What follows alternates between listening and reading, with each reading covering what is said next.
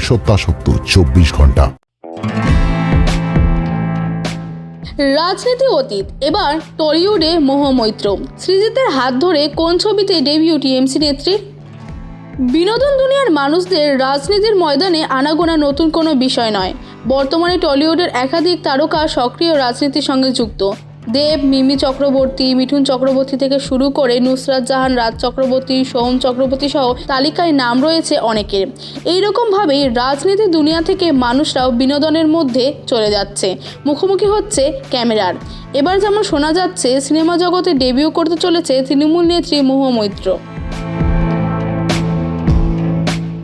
বঙ্গ রাজনীতির অতি পরিচিত মুখ মহুয়া।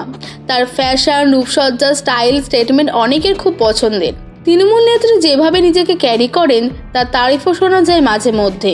এবার শোনা যাচ্ছে তিনি পা রাখতে চলেছেন টলিউডে। পরিচালক সৃজিত মুখোপাধ্যায়ের আগামী ছবিতে দেখা যাবে তাকে। শোনা যাচ্ছে হলিউডের কোর্টরুম ড্রামা 12 অ্যাংরি ম্যানের বাংলা ভার্সন আনছে সৃজিত মুখোপাধ্যায়। সব কিছু যদি ঠিক থাকে তাহলে আগামী জুন মাস থেকেই শুরু হবে ছবির শুটিং।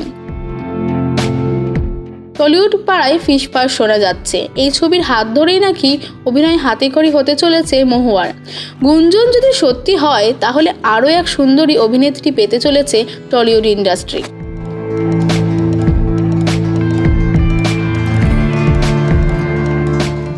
এখন প্রশ্ন হলো, কোন চরিত্রে দেখা যাবে তৃণমূল নেত্রীকে? এই বিষয়ে উভয় মুখে কুলু পেটেছে।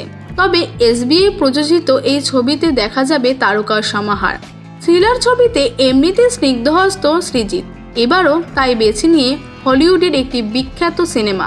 গুরুত্বপূর্ণ চরিত্রে দেখা যাবে কৌশিক গঙ্গোপাধ্যায়, অনির্বাণ ভট্টাচার্য, কৌশিক সেনের মতো অনেক তাবড় অভিনেতা অভিনেত্রীদের।